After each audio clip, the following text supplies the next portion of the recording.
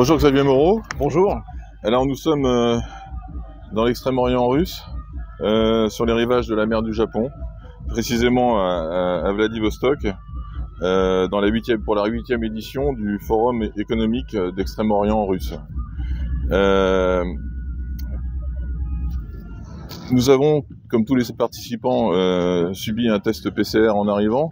Donc c'est peut-être le moment de démystifier un peu ou de purger peut-être quelques querelles picrocolines très parisiennes, puisque selon certains auteurs, la Russie est encore l'empire du covidisme, tandis que d'autres voient Poutine comme un agent sous couverture du globalisme. Qu'est-ce qu'on peut dire sur ces sujets? Non, effectivement, le Forum économique est un forum international. Donc, si vous voulez avoir des délégations chinoises ou d'autres pays d'Asie pour lesquels le Covid est quelque chose d'important, vous devez organiser un système de test PCR. Donc, le forum est organisé par Roscongress, qui est maintenant la structure russe qui s'occupe de tous les congrès, et notamment celui de novembre dernier et de novembre prochain, qui est le salon du vin russe, et auquel j'ai assisté en novembre dernier, et il n'y avait pas de test PCR parce que c'était un salon à l'intérieur de la Russie. Donc quand ça concerne la Russie, il n'y a pas de test PCR. Et je dirais que la Russie, elle est passée dans un monde post-Covid où le sujet n'intéresse plus personne. Et je lisais il n'y a pas longtemps un article, une déclaration du ministère de la Santé russe qui disait que désormais le Covid faisait partie des grippes saisonnières en fait. Donc voilà. Mais simplement, de toute manière, je pense que ça va devenir malheureusement une norme internationale. Mais si vous faites un forum international, vous voulez avoir des Chinois, encore une fois, et ici je sais qu'on a envie d'avoir des Chinois, eh bien il faut mettre en place ce système PCR parce qu'en Chine c'est toujours obligatoire. D'accord. Et pour ce qui concerne l'idée selon laquelle Poutine serait un agent du globalisme? Non, enfin, il y a absolument rien dans aucune des déclarations de Vladimir Poutine qui laisse entendre qu'il fût ou qu'il soit désormais un agent du globalisme. Il a un projet qui est un projet éminemment national. Simplement, il inscrit ce projet dans une recomposition du monde qui va au contraire à l'encontre du globalisme tel qu'il est vu par l'Occident, c'est-à-dire avec un gouvernement mondial. Poutine n'a absolument pas envie d'avoir au-dessus de lui un gouvernement mondial qui lui dise quoi faire, et c'est au contraire ce contre quoi il se bat, et il se bat avec d'autres pays qui ont envie d'exercer leur puissance souveraine. Et en revanche, il est vrai qu'il y a des systèmes d'accords, de négociations à la fois bilatérales ou des systèmes bilatéraux ou des systèmes de négociation plus globaux pour trouver précisément un fonctionnement international qui ne soit plus dépendant d'un gouvernement mondial, comme c'est le cas, parce que le globalisme politique, ça s'appelle la domination, ça s'appelle l'hégémon américain, nord-américain. Donc ça, les Russes, les Chinois, les Indonésiens, puisqu'on est ici, les Philippins, même, personne n'en veut. Et il n'est pas question pour Poutine de créer un gouvernement mondial à la place de celui qui existe déjà, mais de redonner aux nations leur souveraineté et qu'elles puissent librement signer des accords commerciaux, puisqu'on parle essentiellement en économie, dans ce cadre-là. Très bien, on va rester un peu sur le thème virologique, parce que on connaît maintenant les résultats des investigations russes sur les laboratoires américains en Ukraine. Est-ce que vous pouvez nous en dire quelques mots? Quand les Russes sont entrés en Ukraine, ils ont découvert ce qui était officiel en fait, puisque c'était sur la page de l'ambassade des États-Unis en Ukraine, c'est-à-dire que les Américains, les Nord-Américains avaient récupéré une trentaine de laboratoires de mémoire soviétiques et qui faisaient des études biologiques. Et selon le ministère de la Défense russe, donc encore une fois, ça vaut ce que ça vaut, il était question de mettre au point des armes biologiques. Et c'est aussi, je pense, une des explications du covidisme russe. Alors même s'il n'a pas duré très longtemps, en 2020, ça a duré quand même quelques semaines. C'est que je pense que pour le gouvernement russe, ça a été aussi un moyen de tester son système de santé générale. Et je pense qu'il était au courant des recherches biologiques nord-américaine sur les populations slaves. D'ailleurs, Vladimir Poutine en avait parlé il y a une dizaine d'années. J'ai pas réussi à retrouver mais je me souviens très bien où il disait qu'il comprenait pas pourquoi des sociétés américaines mandataient des sociétés russes pour prélever des relevés génétiques dans la population russe. Donc je pense que c'était une mesure de précaution parce qu'on ne savait pas ce que c'était que ce Covid, et puis également une mesure pour tester le système de santé qui a montré des failles. Donc, qui ont été d'ailleurs compensés. Maintenant, dans toutes les grandes régions russes, il y a des grands hôpitaux qui ont été construits, qui ont été sur du dur, en fait, pas par exemple ce qu'on a vu en Chine, où c'est monté très vite, puis après ça a été démonté. Donc là, les Russies, toutes les infrastructures qui ont été mises en place au moment du Covid existent et pourraient permettre à la Russie de faire face à une attaque biologique. Et étant donné le cynisme et l'absence complète de limites morales et éthiques du côté des puissances anglo-saxonnes, je pense que c'est un danger qui doit être pris en compte absolument. Que le haut commandement russe prend en compte. Tout à fait. Une hypothèse de guerre biologique et bactériologique. Le général responsable de la lutte contre le bactériologique, lui, est radical. Il considère que c'est une option tout à fait possible, voire probable, que pourrait utiliser le pouvoir washingtonien, notamment dans le cadre qui maintenant paraît inévitable de la défaite des forces otano-kieviennes. D'accord, alors là on est quand même à 8 ou 9 fuseaux horaires du théâtre des opérations ukrainiennes, mais néanmoins, si ce n'est pas la guerre sous son angle militaire, on est quand même dans une guerre totale économique, et le pivot de cette guerre ici, c'est la coopération entre la Russie d'Extrême-Orient. Je crois que la région économique de l'Orient russe représente à peine 5% du PIB russe, alors qu'il représente le tiers de la superficie totale de la Russie. Donc il y a une marge de développement énorme, et il semblerait que la plupart des discussions tournent autour des questions d'infrastructure pour le développement de cette région, des transports, et puis aussi les questions monétaires. Qu'est-ce qu'on peut dire de ça d'une manière générale avant d'entrer un peu dans le détail? Alors déjà, sur la première remarque sur ce que vous avez dit, je pense même que la guerre de l'OTAN, de Washington contre la Russie, est davantage une guerre économique qu'une guerre militaire, parce que je pense qu'à moins d'être complètement stupide, personne n'a jamais cru que l'Ukraine, bien sûr, mais même l'OTAN, n'avait les moyens de battre la Russie sur son territoire, parce que le territoire ukrainien, c'est le territoire russe, avec des populations russophones, donc il faut bien le comprendre. Donc ça, je pense que faut pas confondre les gens qui passent à la télé et ceux qui dirigent les opérations. Je pense que le général Miley, d'ailleurs de temps en temps, qui est le chef d'état-major américain, d'ailleurs de temps en temps ça filtre dans ses déclarations, ne croit absolument pas à une victoire possible contre la Russie. Mais le plan, c'était pas de vaincre la Russie militairement, c'était de la faire s'écrouler économiquement. Et là, en revanche, je pense qu'ils se sont complètement plantés. J'analyse pourquoi dans un livre à sortir prochainement. Et donc, l'idée, c'était de mettre des sanctions, c'était de provoquer, comme avait dit Bruno Le Maire, l'effondrement de l'économie russe. Alors, l'économie russe est-elle détruite? Non, elle est au contraire en train de faire exactement qu'en 2014-2015, elle est en train de faire un saut qualitatif. Elle est dans une phase que j'ai appelée la phase d'hyper-industrialisation. D'ailleurs, on a été témoin ici, c'est-à-dire que j'ai eu des entretiens, certains filmés avec beaucoup d'entrepreneurs, d'industriels. Tout est fait pour... La Russie va devenir un pays d'ingénieurs et d'usines et de haute technologie. Et notamment ces sociétés donc privées. Il y a une société par exemple que j'ai interviewée qui produit du gaz liquéfié pour le carburant des navires, et ils construisent une université à Vladivostok parce qu'ils ont besoin d'ingénieurs avec une formation spécifique. Donc j'ai également interviewé Rostec, donc le géant technologique civilo-militaire russe. Ils construisent également des universités, puisqu'ici c'est un pôle technologique. Donc effectivement, ce que vous dites est vrai, c'est-à-dire que c'est une guerre économique qui est à mon avis même plus économique que militaire, parce que le sort des armes est réglé depuis le 24 février. La Russie va gagner cette guerre, c'est bien évident. Donc voilà. Et effectivement, la part, le potentiel est énorme. La part dans le PIB russe pour l'instant est faible. Pourquoi? Parce que c'est une question de population. C'est-à-dire que vous avez 8 millions d'habitants pour exploiter le tiers du territoire russe. Donc il faut en fait coloniser ces terres vides de population.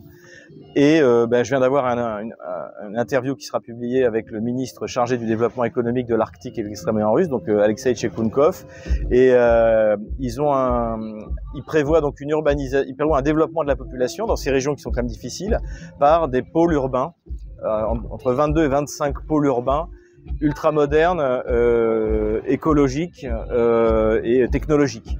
Et ça des aides également pour les familles nombreuses, un peu sur ce qu'on voit à Moscou, mais même plus importante, puisqu'il y a par exemple 1 million de roubles pour ce qui fait en gros, faut diviser par 100 pour avoir à peu près maintenant, ça fait 10 000 euros, pour le troisième enfant. Donc 10 000 euros rendus en parité de pouvoir d'achat ici, ça doit faire 40 000 euros, voire 50 000. Il faut bien se rendre compte, c'est quand même quelque chose de très important. En plus des aides fédérales, puisque vous avez déjà des aides pour le deuxième enfant. Donc il y a, comme partout en Russie, un gros accent qui est mis sur la démographie, et pour faire non seulement que les gens restent ici, mais qui viennent s'installer. Et de ce qu'on voit là, de ce campus magnifique dans lequel on est, hein, qui est un des plus beaux et un des plus grands campus de l'Extrême-Orient, en général, eh bien, je pense que la recette est la bonne.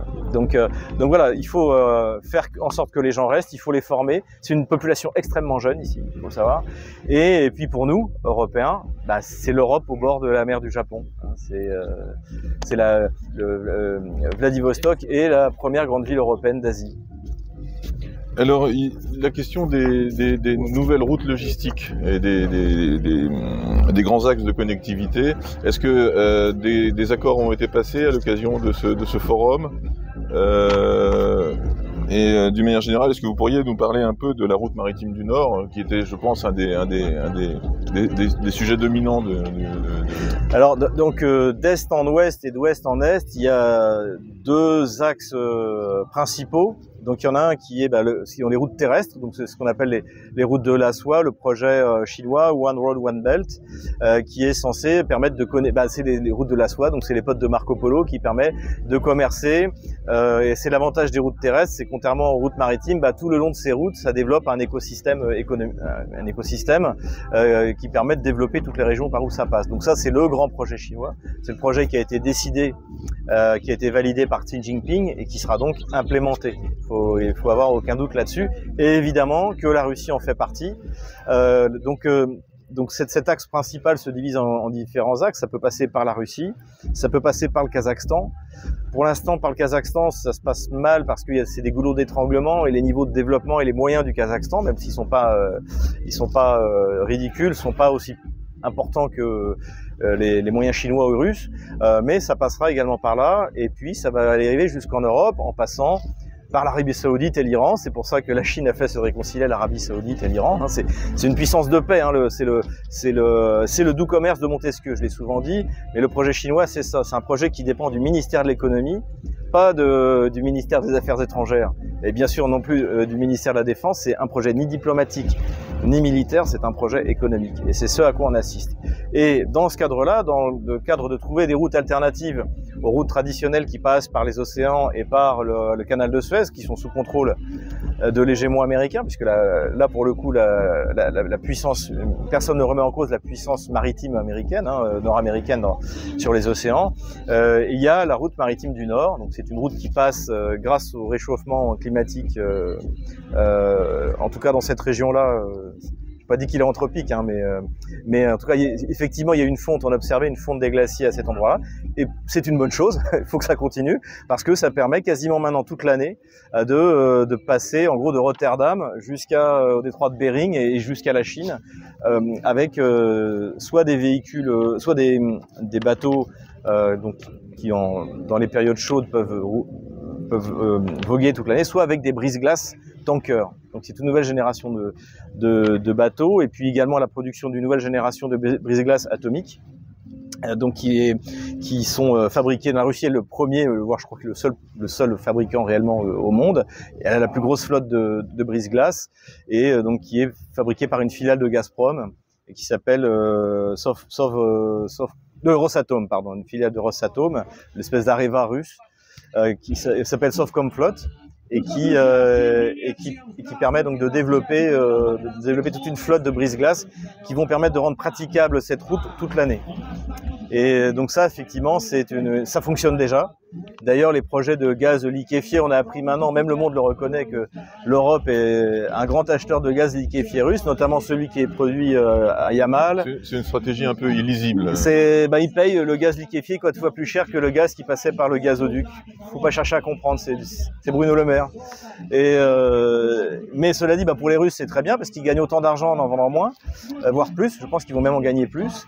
Et donc ils vont, en fait, le gaz qui est prélevé dans l'Arctique est livré par cette flotte de tankers jusqu'en Europe et également jusqu'en Asie. Donc en fait, à partir de l'Arctique, la Russie peut couvrir beaucoup plus rapidement qu'en passant par le canal de Suez, beaucoup plus rapidement qu'en passant par le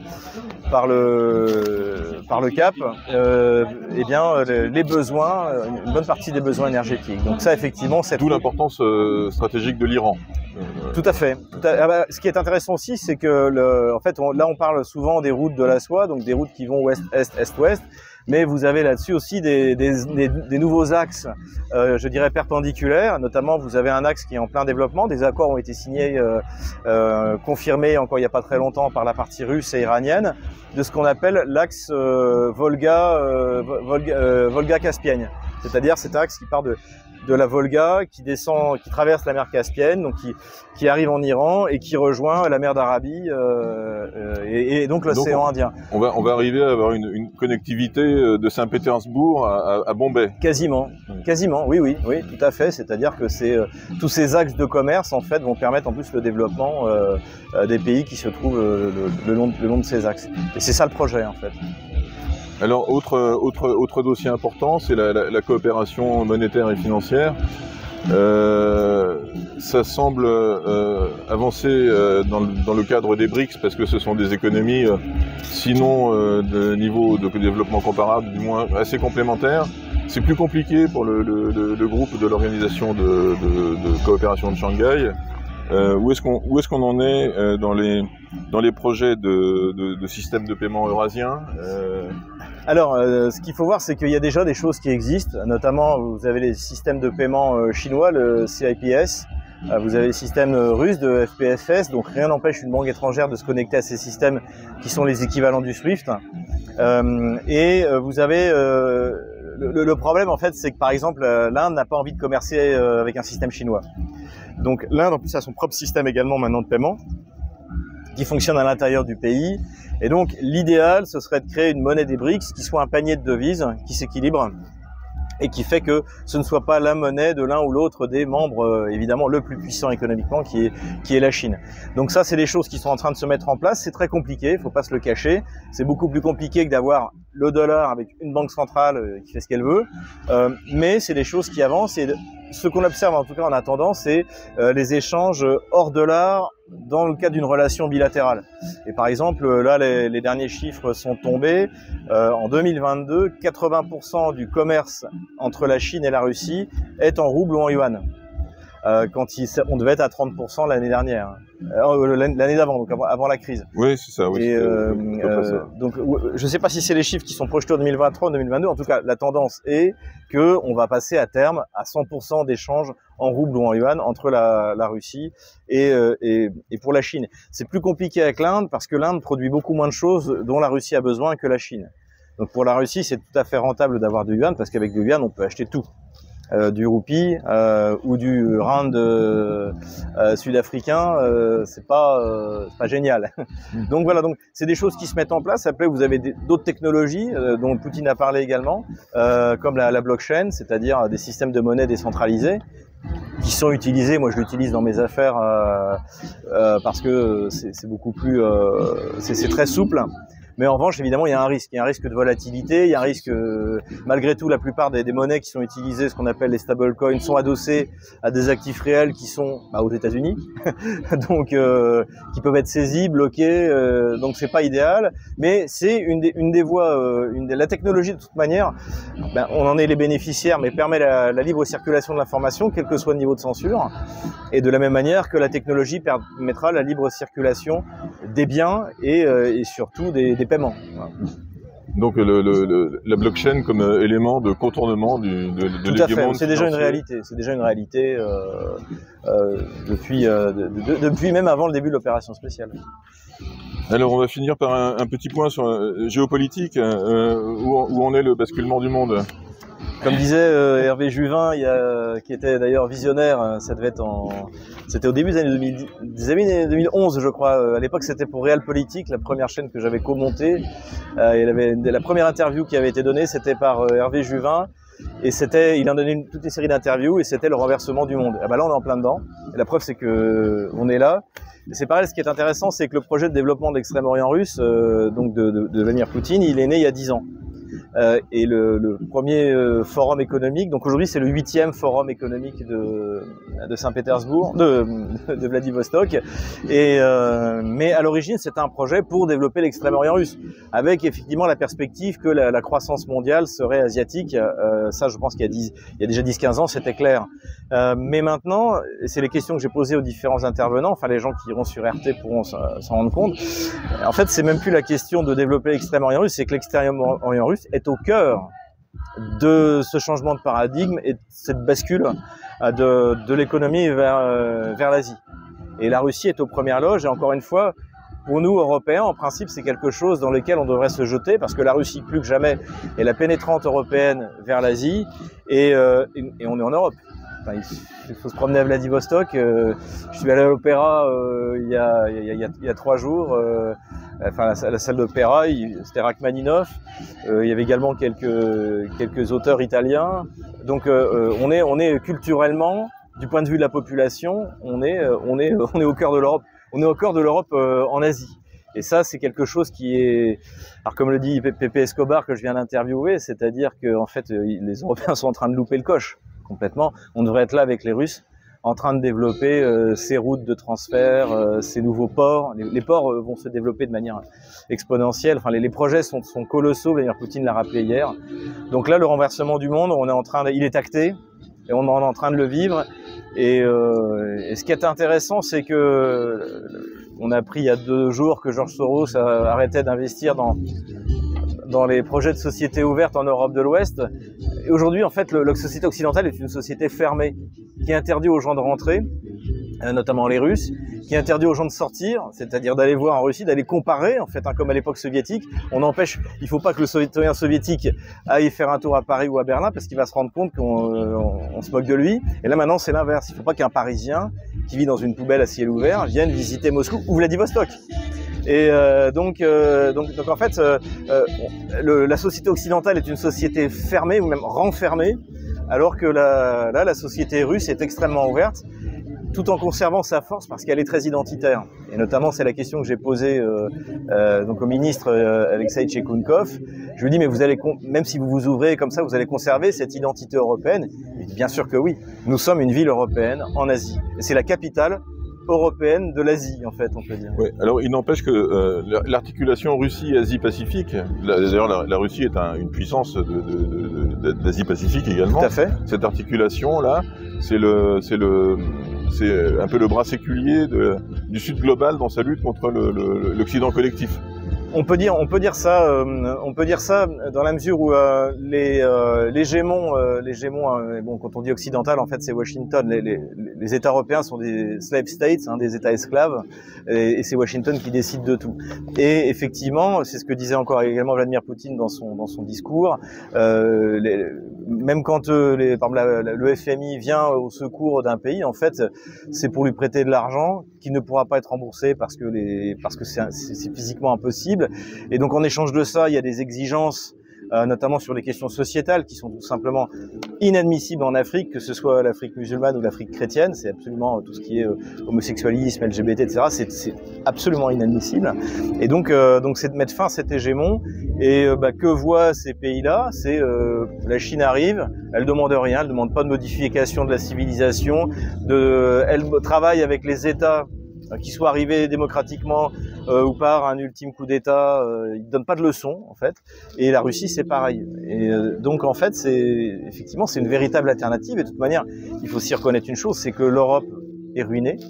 notamment le conflit en Ukraine a accéléré quelque chose qui est pareil inévitable. Donc il y aura de moins en moins de projets en Afrique. On le voit très bien avec la France, voire plus du tout, parce que nous sommes ruinés. Nous avons déjà pas assez d'argent pour nous-mêmes, et donc on n'aura plus rien à donner. Donc oui. Pour ces pays-là qui veulent se développer de manière autonome, ils se tournent vers de nouvelles puissances qui, elles, sont intéressées, comme l'Inde, la Chine, la Russie, même si elle investit beaucoup moins, la Turquie, même si pareil c'est plus, je dirais, civilisationnel qu'économique, mais voilà, c'est le renversement du monde, c'est la bascule. Alors on voit ça en Afrique. Il y a eu le sommet Russie-Afrique qui a eu lieu il y a quelques semaines de ça à Saint-Pétersbourg, où la France en particulier, comme puissance coloniale, est sur le reculoir à peu près partout. Ouais. On a eu aussi dans les premiers jours une exposition ici à Vladivostok sur les crimes du colonialisme en Asie. Et puis des déclarations de responsables russes. Poutine qui a déclaré l'Extrême-Orient comme priorité absolue pour le XXIe siècle pour la Russie, et Dmitri Peskov, le porte-parole de la présidence, qui a déclaré que le dialogue avec les pays occidentaux est inutile pour l'instant. Dernière question, est-ce que le pivot asiatique de la Russie est pour vous acté et définitif?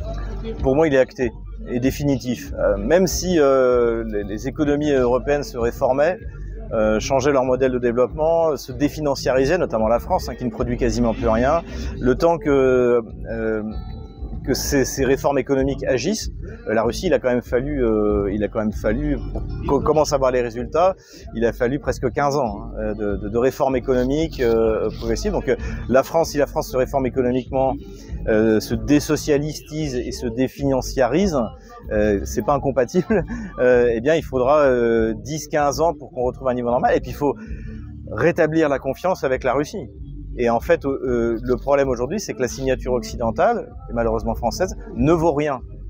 Les Russes avaient payé d'avance les Mistral, ils n'ont pas été livrés, alors ils ont été remboursés, ils ont même fait une plus-value au moment de ce remboursement. Les accords de sortie de crise au moment de Maïdan n'ont pas tenu 24 heures. Les accords de Minsk ont été ouvertement, dès le début, en fait, étaient destinés à échouer, comme l'a reconnu François Hollande. En fait, la signature ou la parole occidentale, et malheureusement française, ne valent rien. Donc, pour reconstruire un système de confiance, ça va prendre du temps. Et c'est aussi le problème, effectivement, de la soumission complète des élites françaises à Washington. C'est même pas, moi j'aime pas le terme vassal parce qu'il y a une notion de respect entre le suzerain et son vassal. C'est mon côté médiéviste, voilà. Le terme américain sonne bien, slave state.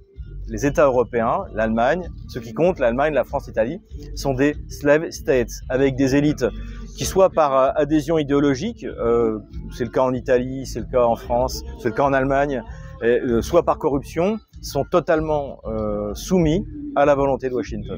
Voilà. Et au gouvernement mondial, qui lui est une réalité, c'est pas un fantasme, c'est une réalité. Xavier Moreau, merci beaucoup pour cet entretien. Merci à vous.